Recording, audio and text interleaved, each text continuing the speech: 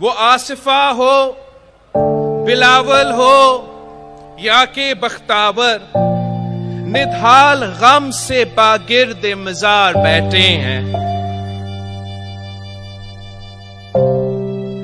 ना भूल पाएंगे ता जिंदगी खुदा शाहिद वो तेरे साथ जो लम्हे गुजार बैठे हैं।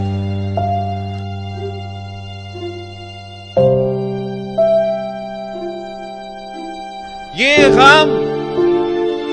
गम कोई तेरे बच्चों से पूछे जो तुझको खुद अपने हाथों लेहद में उतार बैठे हैं।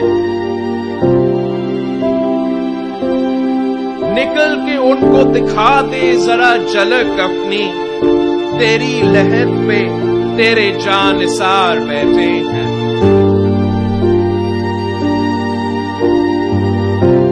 हे आरज़ू के तेरी मग़फ़िरत हो और हमें अता हो सब्र जो गम से दो चार बैठे हैं।